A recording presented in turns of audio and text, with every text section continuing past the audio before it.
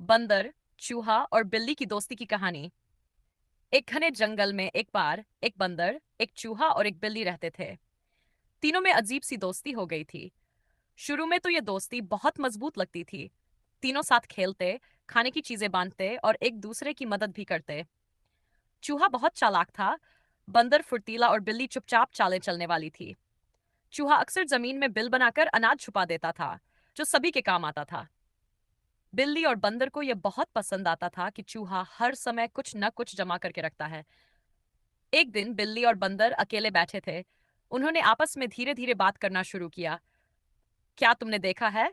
चूहा सबसे ज्यादा खाता है और फिर भी हमेशा खाने की चीजें बचा कर रखता है। ये ठीक नहीं है। हाँ, और जब भूख लगती है तो वो कहता है चलो मेरे पास अनाज है। हमें उस पर इतना निर्भर नहीं होना चाहिए। धीरे धीरे दोनों में लालच आ गया। उन्होंने तय किया कि चूहे को हटाना ही ठीक होगा, और हटाने का मतलब था उसे खा जाना। अगले दिन उन्होंने मिलकर योजना बनाई। बंदर ने चूहे को एक पेड़ के पास बुलाया जहां बिल्ली पहले से छिपी हुई थी।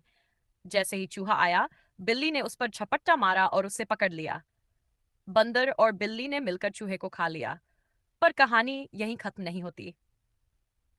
कुछ दिनों बाद बिल्ली ने सोचा, अब चूहा नहीं है, बंदर के साथ भी ज्यादा देर तक नहीं निभेगा।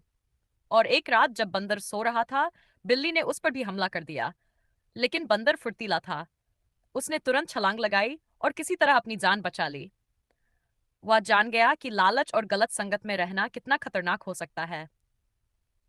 सीख: जो दोस्ती लालच पर टिकी हो वो कभी सच्ची नहीं होती, और जो दूसरों का बुरा सोचते हैं उनके साथ